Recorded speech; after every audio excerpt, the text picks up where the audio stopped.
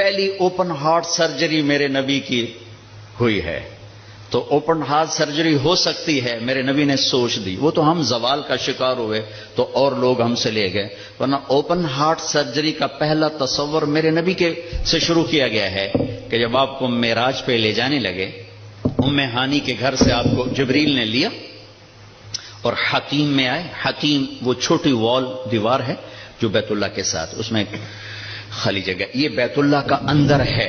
جب ہمارے نبی 35 سال کے تھے تو قریش نے سوچا کہ بیت اللہ بنائیں، وہ سیدھا ہو گئے تو وہ مستطیل تھا، لمبا زیادہ چوڑا تھوڑا.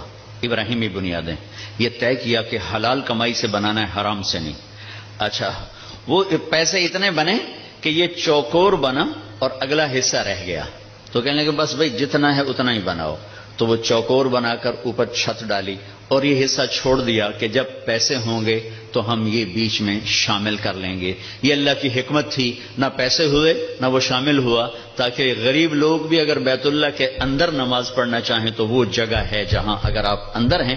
ہم تو بیت اللہ کی طرف منہ کر کے نماز پڑھتے ہیں نا، لیکن اگر آپ بیت اللہ کی طرف پشت کر کے حتیم کی طرف منہ کر کے نماز پڑھیں تو بھی آپ کی نماز ہو گئی ہے، چونکہ آپ بیت اللہ کے اندر ہیں. میں 2 دفعہ بیت اللہ کے اندر گیا، نماز پڑھی، لیکن وہ تو بڑے سفارشوں سے اور بڑے تعلقات سے، اور وہاں تو جو آدمی چلا جائے وہ بیت اللہ کے اندر ہے. تو آپ کو حتیم میں لے جایا گیا. اب آپ کو بے ہوش نہیں کرنا، یوں جبریل نے ہاتھ مارا، سارا سینہ کھل گیا، آپ دیکھ رہے ہیں، اور اس نے دل کو باہر نکالا تو دل سارے جسم سے جدا ہو گیا.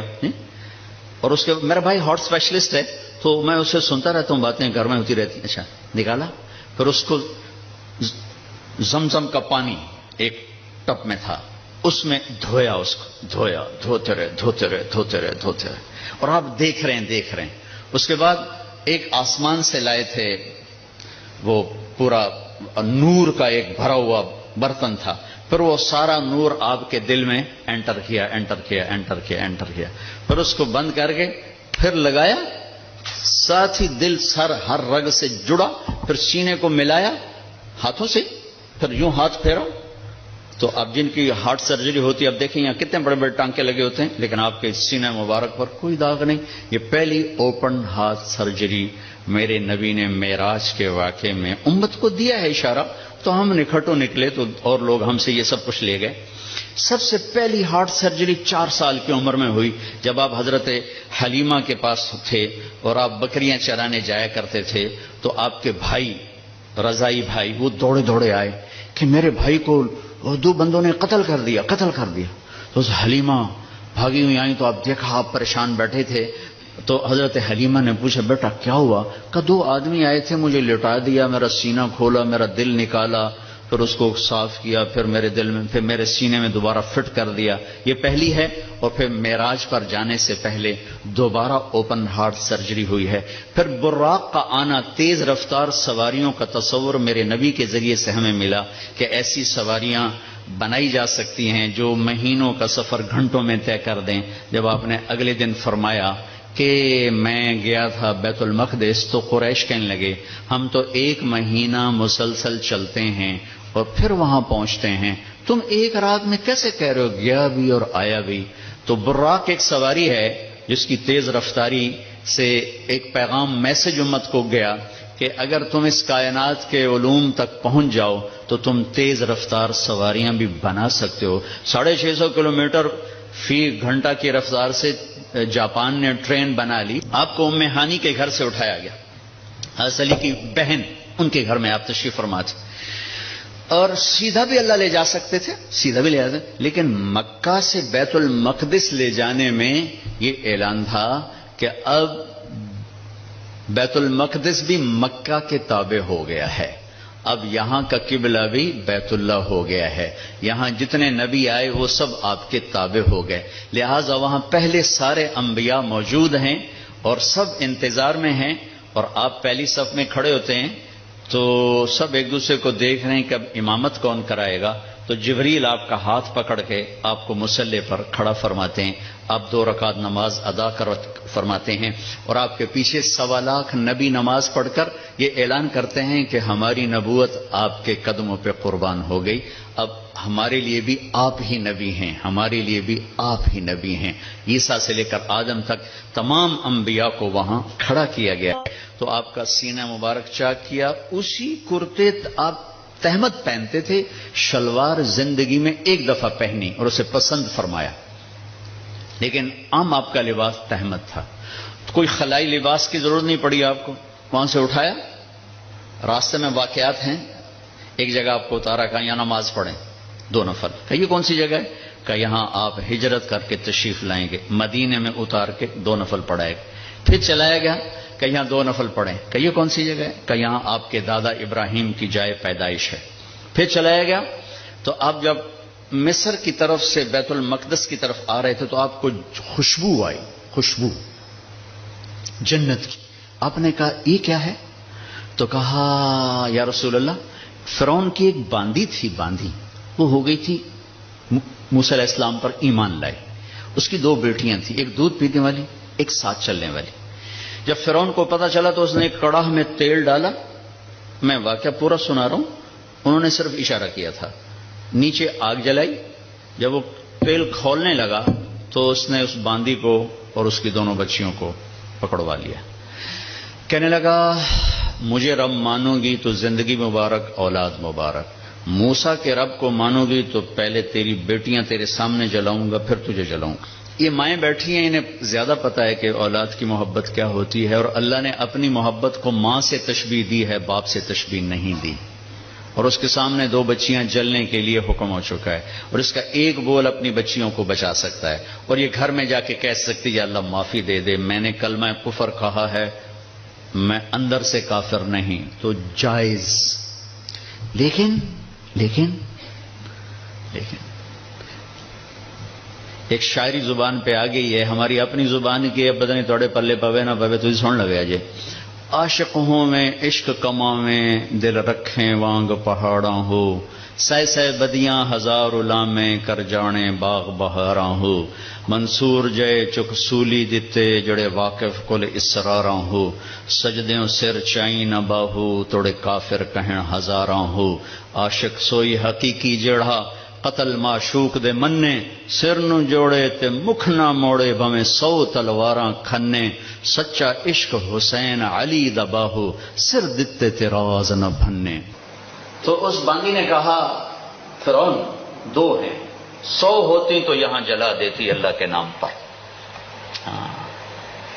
اس کو غصہ چڑھا، اس نے بڑی کو پکڑوایا اور یوں ڈالا، وہ چیختی رہی، مچھلی کی طرح تل گئی، پھر چھوٹی کو کھینچا اور اس کے سامنے یوں ڈال دیا، اس کی تو آہ بھی نہ نکلی، جب اس کو کھینچا تو نے کہا میری ایک خواہش، کیا؟ کہ جب میں بھی جل جاؤں تو ماں بیٹیوں کو جدا نہ کرنا، ہماری ہڈیاں کٹھی دفن کرنا کہیں۔ فرعون نے کہا ہاں ہو جائے، کود گئی وہ بھی، ان کی ہڈیاں نکال کے ایک جگہ دبا دی گئیں، یہ واقعہ ہے۔ اب میرے نبی وہاں سے گزرتے ہیں، مصر قریب ہوتا ہے، آپ کو جنت کی خوشبو آتی ہے، تو آپ فرماتے ہیں یہ خوشبو کہاں سے ہے؟ تو جبریل کہتے ہیں یا رسول اللہ، جہاں فرعون کی باندی اور اس کی بیٹیوں کی ہڈیاں دفن ہیں، جس دن یہ دفن ہوئی تھیں اس دن سے آج تک اور قیامت تک یہ خوشبو اسی طرح اٹھتی رہے گی، کائنات مہکتی رہے گی۔ آگے میری بات ہے، اور یہ پیغام جاتا رہے گا کہ یہ بھی زندگی کا ایک انداز ہے، اور یوں بھی زندگی گزاری جاتی ہے۔ جو کسی مقصد کے لیے جیتے ہیں اور مقصد پر مرتے ہیں وہ حسین بن جاتے ہیں، اور جو صرف پیسے پر جیتے ہیں اور پیسے پر مرتے ہیں وہ یزید بن جاتے ہیں۔ میری تاریخ گواہ ہے کہ اللہ نے اپنے قریب ترین لوگوں کو نیزوں پہ چڑھا دیا اور بدماشوں کو فرعون بنا کے تخت پہ بٹھا دیا۔ ہم کربلا محرم آتا ہے تو ہم سب حسین کے لیے روتے ہیں، محرم جاتا ہے تو سب یزیدی لبادے میں ہوتے ہیں۔ یہ کون سی تہذیب ہے، یہ کون سا کمال ہے، یہ کون سا ایمان ہے؟ پھر آپ کو بیت المقدس اتارا گیا، براق باندھ دیا گیا، دنیا دارالاسباب ہے، نبی کو اسباب دیے گئے، سواری پر لایا گیا، سواری پر۔ جب آگے جانا ہے تو اوپر والا جہان اسباب کا جہان نہیں ہے، وہ قدرت کا جہان ہے تو براق وہاں باندھ دیا گیا، اور اگلا سفر اب براق کے بغیر نہیں، 2 نفل پڑھایا گیا۔ اچھا ایک اور عجیب واقعہ یاد آ گیا، اس رات بیت المقدس کا دروازہ بند کرنے کی پوری کوشش کی چوکیدار نے، دروازہ نہیں بند ہوا، تو اس نے مستری بلائے کہ یہ دروازہ نہیں بند ہو رہا، اور اپنے بڑے پادری کو بلایا کہ حضرت یہ دروازہ نہیں بند ہو رہا۔ تو مستریوں نے کہا کہ وہ ڈاٹ ہوتی تھی نا، ڈاٹ کہ وہ تھوڑی سی نیچے آ گئی ہے، وہ اس نے پریشر اوپر ڈال دیا تو دروازہ بند نہیں ہوگا، صبح ٹھیک کر دوں گا۔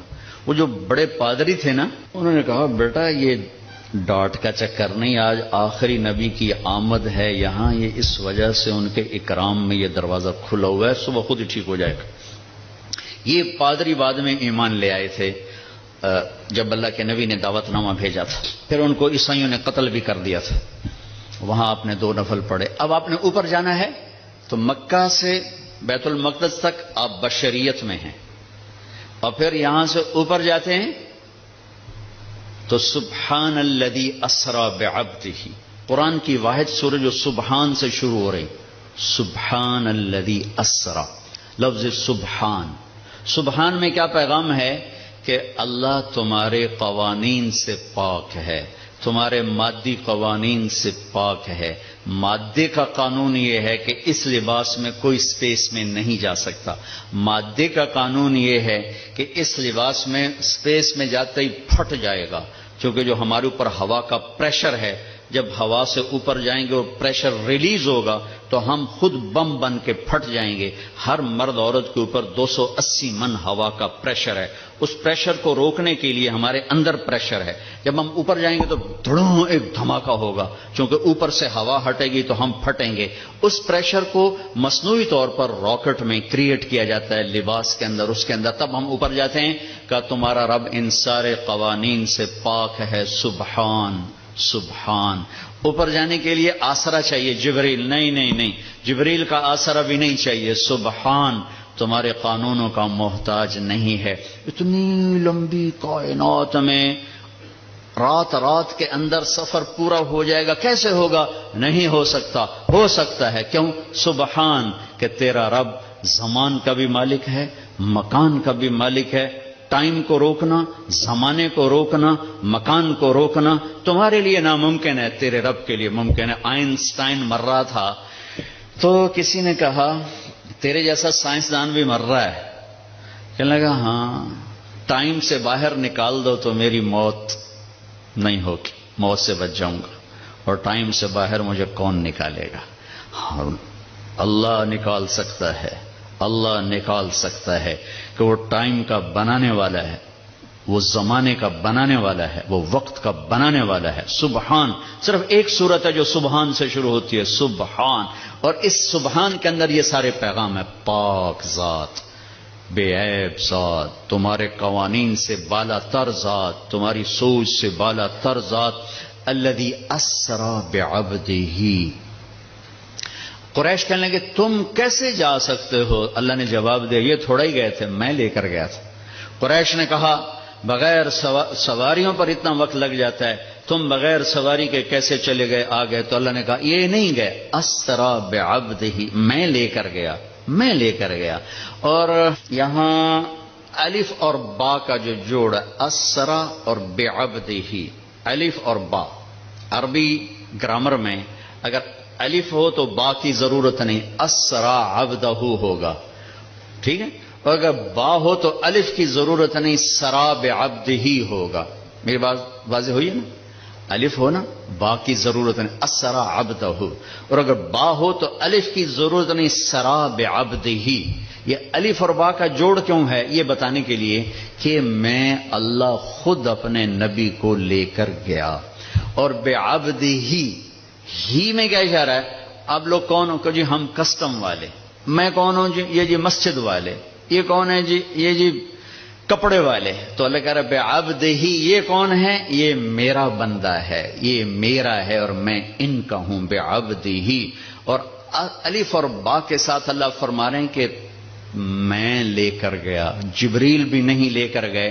اوپر کا جو آپ نے سفر کیا ہے وہ جبریل کا ہاتھ پکڑ کے نہیں، ان کے کندھوں پر بیٹھ کر نہیں، ان کے پروں پر بیٹھ کر نہیں، اللہ کی قدرت کن کے ساتھ آپ جبریل کے ساتھ گئے ہیں تو ملکیت کا لباس آپ کو پہنایا گیا اور اپنے ساری فضا کو پار کیا. آج یہ سائنس کا نیا علم آیا ہے کہ اگر کوئی سواری ٹائم کی رفتار سے زیادہ ہو جائے تو ٹائم اس کے لیے زیرو ہو جاتا. ٹائم زیرو ہو جاتا. اگر 1,86,000 میل پر سیکنڈ سے کوئی سواری زیادہ تیز ہو جائے تو ٹائم اس کے لیے زیرو ہو جاتا ہے. یہ آج کے امکانیات بتائے جا رہے ہیں اور یہ میرے نبی کا سفر اسپیس کو، راکٹ کو، شٹل کو، ہر چیز کے لیے راستہ دے رہا ہے کہ یہ ہو سکتا ہے، یہ ہو سکتا ہے. خلائی تسخیر ہو سکتی ہے، خلائی سیاروں تک جانا ہو سکتا ہے. لیکن آپ کی پہلی منزل پہلا آسمان آدم علیہ السلام نے استقبال کیا. دوسرا آسمان یحییٰ علیہ السلام، زکریا علیہ السلام، عیسیٰ علیہ السلام نے استقبال کیا. تیسری منزل یوسف علیہ السلام، تیسرا آسمان. چوتھی منزل ادریس علیہ السلام، چوتھا آسمان. پانچویں منزل ہارون علیہ السلام، پانچواں آسمان. چھٹی منزل موسیٰ علیہ السلام، چھٹا آسمان. ساتویں منزل، ساتواں آسمان ابراہیم علیہ السلام. ہر آسمان پر نبی کھڑے ہوتے تھے پھولوں کے ہار لے کر. یہ میرا اضافہ ہے استقبال کے لیے. اور ہر نبی کہتے ہمارے بھائی آ گئے، ہمارے نبی آ گئے، ہمارے بھائی آ گئے، ہمارے نبی آ گئے. اب ساتویں آسمان پر پہنچے تو ریسپشن کوئی نہیں. جب میں ابھی آیا تو سارے آپ کے افسران وہاں کھڑے ہوئے تھے. ریسپشن ساتویں آسمان پر ایک بڑے میاں، ایک بیت اللہ ہے، اس کی یوں ٹیک لگا کر نہ بیٹھے ہوئے اور اس طرح ہاتھ رکھ کے بیٹھے ہوئے، سفید داڑھی یہاں تک آ رہی اور اس بیت اللہ کا طواف ہو رہا ہے. فرشتے طواف کر. آپ پوچھتے ہیں یہ بڑے میاں کون ہیں، یہ بزرگ کون ہیں؟ تو جبریل کہتے ہیں یہ آپ کے دادا ابراہیم علیہ السلام. اگر اللہ چاہتے تو ابراہیم بھی کھڑے ہوتے وہاں، کیونکہ مرتبہ تو ہمارے نبی کا بڑا ہے، رشتہ ابراہیم کا بڑا ہے، مرتبہ ہمارے نبی کا بڑا ہے. لیکن ان کو بٹھایا، ان کو چلایا. یہ میری بات آپ غور سے سنیے گا. ان کو بٹھایا، ان کو چلایا. ساری کائنات حضرت ابراہیم علیہ السلام سے بھر جائے، ہمارے نبی کے برابر نہیں ہو سکتے. ساری کائنات ملائکہ سے بھر جائے، ہمارے نبی کے ایک بال کے برابر نہیں ہو سکتے. جس کو اللہ حبیب بنائے وہ کیا ہوگا؟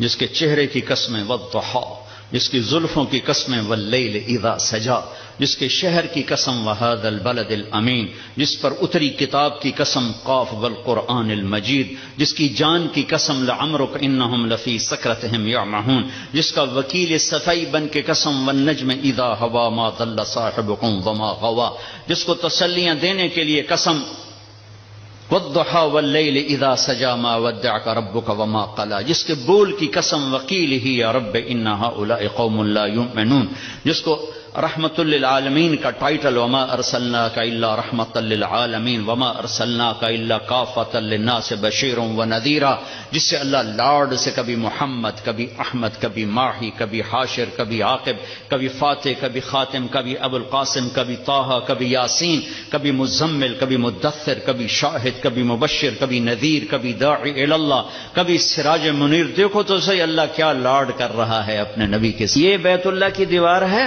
آسمان. یہ ایک بڑے میاں بیٹھے ہوئے ہیں اور یہ کائنات کی عظیم ہستی آتے ہیں اور یہ ادھر جا رہے ہیں، وہ ادھر نہیں آ رہے کہ یہ باپ ہیں، یہ بیٹے ہیں.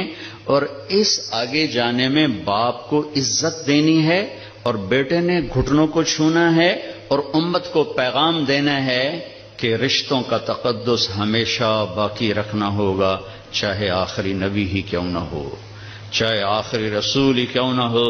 رشتوں کو تولا نہیں جا سکتا، ناپا نہیں جا سکتا، پیسوں پہ نہیں تولنا. رشتہ رشتہ ہوتا ہے. یہ چلے، وہ کھڑے ہوئے. سارے نبیوں نے کہا بھائی آ گئے. ابراہیم نے کہا میرا بیٹا آ گیا، میرا بیٹا آ گیا، میرا بچہ آ گیا. میرے نبی آ گئے. نبی بھی کہا میرے نبی آ گئے. وہ کہا میرا بیٹا آ گیا، میرا بچہ آ گیا. پھر گلے لگایا، پھر ماتھا چوما. یہ کسی نے نہیں کیا، یہ ابراہیم نے کیا. گلے لگایا، ماتھا چوما، آگے روانہ کیا. ایک پیغام ڈیلیور کیا کہ میرے نبی آپ اتنے مقام کے ہو کر بھی اپنی امت کو پیغام دیں کہ اپنے باپ کے آگے سر جھکائیں، اپنی امت کو پیغام دیں کہ ماں باپ کے رشتے کے سامنے اولاد کو بھی جھکنا پڑتا ہے۔ ابراہیم ملے اور اب جانے لگے تو کہا بیٹا اپنی امت کو میرا سلام کہہ دینا۔ سبحان اللہ، یہ رشتہ بہت گہرا تھا کہ اپنی امت کو میرا سلام کہنا، اور انہیں کہنا جنت خالی زمین ہے اور اس کے باغ باغیچے سبحان اللہ الحمدللہ لا الہ الا اللہ اللہ اکبر ہیں، جتنا کہیں گے اتنے درخت وہاں لگتے جائیں گے۔ اب آپ سدرۃ المنتہا پہنچے تو ایک آج کی اس میں آج کے لہجے کی گفتگو کہ جبریل نے کہا یا رسول اللہ آگے میرے پاس ویزا کوئی نہیں، آگے اور جہان ہے، ملکوتی جہان بھی ختم، ملائکہ کا جہان، سدرۃ المنتہا، یوں سمجھو جبریل اپنے گھر میں کہہ رہے ہیں یا رسول اللہ اس سے آگے میرے پاس ویزا کوئی نہیں، میں نہیں جا سکتا۔ کہا میں اتنا بھی آگے جاؤں گا نا ایک بالش تو میں جل کے راکھ ہو جاؤں گا، میں نہیں جا سکتا۔ تو یہاں آ کر ملکوتی حیثیت بھی ختم ہو کر کوئی اور حیثیت آپ کو عطا کی گئی، وہ اللہ جانے، اللہ کا حبیب جانے۔ عرش تک پہنچنے میں پہلی ہستی کامیاب ہو رہی ہیں، جبریل بھی کہہ رہے ہیں آگے نہیں جا سکتا یا رسول اللہ، بس ختم، میں ختم۔ عرش پہلی دفعہ اس کے دروازے کسی ہستی کے لیے کھل رہے ہیں اور آپ کے قدم عرش پہ پڑ رہے ہیں، اور چوتھی منزل آپ کی اللہ اور حبیب اللہ ہیں کہ اللہ نے سارے پردے ہٹا کر اپنا آپ دکھا کر کہا السلام علیک ایھا النبی ورحمۃ اللہ وبرکاتہ، اے میرے محبوب آپ کا رب آپ کو سلام پیش کرتا ہے۔ اور یہاں حبیب اور حبیب اللہ میں ملاقات ہے، ثم دنا فتدلى فكان قاب قوسین او ادنى۔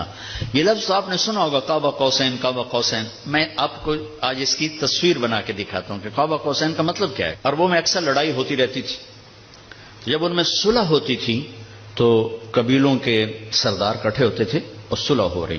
صلح کیسے ہوتی تھی؟ یہ ایک کمان ہے عرب سردار کے ہاتھ میں، یہ دوسری کمان ہے دوسرے عرب سردار کے ہاتھ میں، ان دونوں کی لڑائی ہے۔ یہ دو عرب سردار ان میں صلح کروا رہے ہیں، یہ دو ساتھ ان کے اس صلح کو پورا کرنے کے لیے آ رہے ہیں۔ اب یہ ایک محفل ہوتی تھی تو ایک عرب سردار اٹھ کے اپنی کمان یوں کرتا تھا، یہ کمان کا وہ دھاگا ہے جس کے اوپر تیر کھینچا جاتا تھا، اور یہ وہ لکڑی ہے، ٹھیک ہوگی یہ۔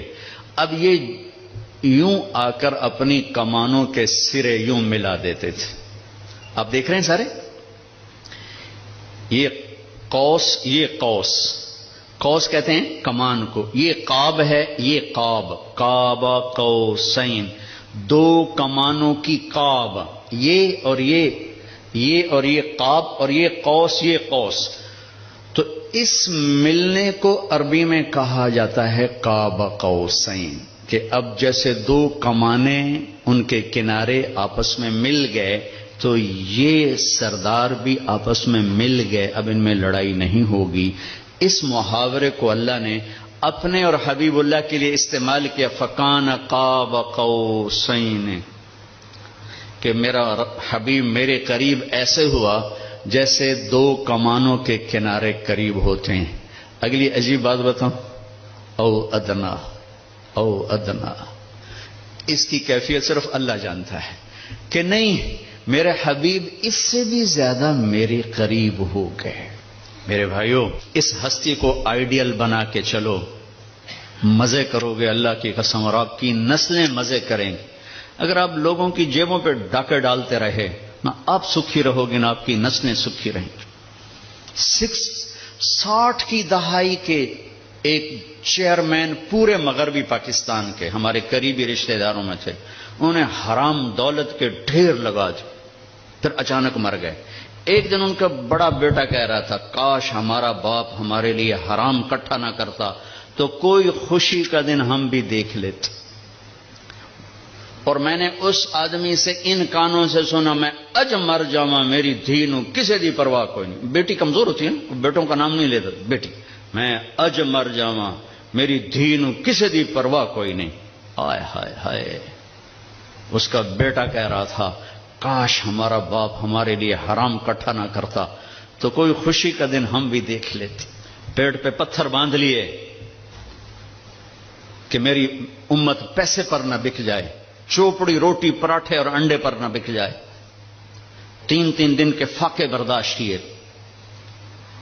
آپ باغ میں تشریف لے گئے، کھجوریں گری پڑی تھی، گندی کھجوریں جو گر جاتی، آپ نے اٹھائی، ہائے ہائے وجہ کائنات، ساری کائنات جن کے لیے بنائی، ایک گندی کھجور صاف کر کے منہ میں رکھی. ایک صحابی ساتھ ہے عبداللہ تو نہیں کھاتا؟ کہ یا رسول اللہ مجھے بھوک نہیں. بھوک کا مسئلہ نہیں تھا، وہ کھجور کھانا مشکل تھا. جی مجھے بھوک نہیں. کہ عبداللہ مجھے بھوک ہے، آج 4تھا دن ہے میں نے کچھ نہیں کھایا، 4تھا دن، مجھے 8 بجے تک چائے نہ ملے میرے سر میں درد ہو جاتا ہے. جی میں چائے نہیں پیتی، سیرج پیڑ پہ گئی ہے. آج 4تھا دن ہے عبداللہ، میں نے کچھ نہیں کھایا، گری پڑی کھجور صاف کر کے کھائی ہے. کسٹم والوں کو پیغام دیا ہے، پیسہ سب کچھ نہیں ہوتا ہے، انسانیت بہت بڑی معراج ہے. اللہ کا ترازو پیسے کو نہیں تولے گا، تیرے کردار کو تولے گا، تیری سچائی کو تولے گا، تیری دیانت کو تولے گا. اللہ اور حبیب اللہ کی ملاقات ہے، قاب قوسین او ادنی. پھر وہاں سے آپ کی واپسی ہوئی ہے تو 50 نمازیں لے کر واپس آئے. میں اللہ پہ قربان جاؤں، اللہ نے 5 دینے تھیں، 50 کیوں دی ہیں؟ نماز کی اہمیت بتانے کے لیے کہ نماز بڑی عظیم چیز ہے. آگے آپ نے کچھ کہا ہی نہیں، چپ کر کے واپس آ گئے. تو میں نے کہیں پڑھا نہیں، لیکن مجھے لگتا ہے اللہ نے 6ٹھے آسمان پہ موسیٰ علیہ السلام کو کھڑا کر دیا، ہوگا چونکہ پڑھا ہوا نہیں، وجدان ہے. یا رسول اللہ کی ملاقات کیسی رہی؟ بہت اچھی رہی. کیا ملا؟ کہ 50 نمازیں. کہا توبہ یا رسول اللہ یہ کون پڑھیں گے؟ اب واپس جا کے تھوڑی کم کروائیں. واپس گئے، 5 کٹ. پھر آگے موسیٰ کھڑے تھے، کتنی؟ 5. نہیں یا رسول، واپس جائیں. پھر 5. 9 چکر لگے، آنا جانا 5. صرف یہ بتانے کے لیے کہ کسٹم والوں، نماز بھی ایک بہت بڑا حکم ہے. جب 5 رہ گئیں تو موسیٰ علیہ السلام نے پھر کہا واپس جائیں، کوئی نہیں پڑھیں گے. آپ نے کہا مجھے شرم آتی ہے، اب 5 کم ہو رہے ہیں، اب جاؤں گا تو 5 کم ہو گئی تو پیچھے کیا بچا؟ میں نہیں جاتا. تو کہنے لگے چلو ٹھیک. میری امت پہ 2 نمازیں فرض تھیں، انہوں نے کوئی نہ پڑھی. یہ کسٹم والے 5 کے تھرو پڑھنے، نہ ایک نہیں پڑھنی، 5 کے تھرو پڑھنی. میں کہا نہیں میں نہیں، بس ٹھیک ہے. یہ پھر غیب سے آواز آئی اوپر سے، میرے حبیب آپ نے 5 قبول کی، ہمارے ہاں 50 ہی ہیں، آپ کی امت 1 پڑھے گی 10 لکھی جائیں گی، 1 پڑھے گی 10 لکھی جائے گی. تو یہ وہاں سے تحفہ لے کر آئے. وَلَقَدْ رَآهُ نَزْلَةً أُخْرَى عِنْدَ سِدْرَةِ الْمُنْتَهَى. پھر واپسی پہ جبریل سے پھر آپ کی ملاقات ہوئی. پھر وہاں سے واپس آئے اور پھر بیت المقدس پہنچے. پھر وہاں سے براق پہ سوار ہوئے اور صبح نہیں، اسی وقت آپ کے سردی کا زمانہ تھا، بستر کی گرمائش ابھی ختم نہیں ہوئی تھی کہ آپ واپس اپنے بستر پر تشریف لے آئے. صبح آپ نے حضرت خدیجہ سے کہا یہ ہوا ہے، میں بتانا چاہتا ہوں. وہ ڈر گئی، یا رسول اللہ لوگ تو بہت جھٹلائیں گے. کہا جھٹلائیں، جو مرضی کریں، میں بتانا چاہتا ہوں. آپ حرم میں تشریف لائے اور آپ نے یہ اعلان کیا میرا رات یہ سفر ہوا.